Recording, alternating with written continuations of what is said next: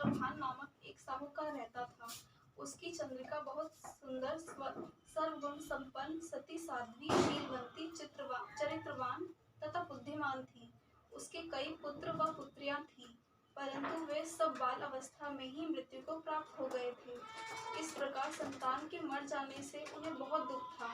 वे पति पत्नी नित्य प्रति मन ही मन सोचा करते थे कि हमारे मर जाने के बाद इस अपार धन संपत्ति की अधिकारी कौन होगा। एक दिन उन दोनों ने निश्चय किया कि इस समस्त धन संपत्ति को त्याग कर कहीं वन चलकर भजन करें। ऐसा विचार करके वे दोनों अपना घर बार ईश्वर के भरोसे छोड़कर जंगल को चले गए।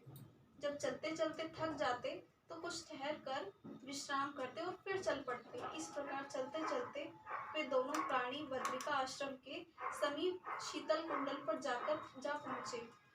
वहां पहुंचकर उन दोनों ने खान पान आदि सब त्याग दिया और निराहार अपने प्राणों को त्याग देने का निश्चय कर लिया। इसी तरह बिना आहार और जलपान के जब 7 दिन व्यतीत कर लिए, तब 7वें दिन आकाशवाणी हुई कि तुम दोनों प्राणी अपने प्राण मत त्यागो।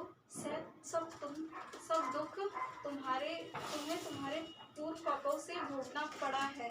सो अब तुम अपनी स्त्री से अहोई आठे, जो कार्तिक मास के कृष्ण पक्ष में आए, उसी आठे को अहोई माता का व्रत और पूजन कराओ। तब अहोई नामक देवी प्रसन्न होकर तुम्हें साक्षात दर्शन देंगी। तब तुम उससे अपने पुत्रों की दीर्घायु मांग लेना। और व्रत के दिन तुम रात्रि को राधा कुंड में स्नान करना। तत्पश्चात इस आकाशवाणी के अनुसार चंद्रभान की स्त्री चंद्रिका ने बड़ी श्रद्धा और स्वच्छ भावना से विधि विधान से अहोई आठे का व्रत किया और स्त्री ने राधा कुंड में स्नान किया। जब वे दोनों स्नान करके वापस लौटे तो उस पर प्रसन्न होकर अहोई माता के प्रत्यक्ष दर्शन देकर वर मांगने को कहा। तब साहूकार दंपति ने हाथ जोड़कर कहा कि हे माता, हमारे बच्चे कम आयु में ही मृत्यु को प्राप्त हो जाते हैं। सो आप हमारे बच्चों की दीर्घायु के लिए वरदान की कृपा कीजिए।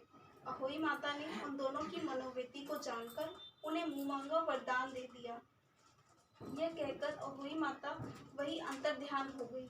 इसके बाद साहूकारनी लौटकर अपने घर आ गए और अहोई माता की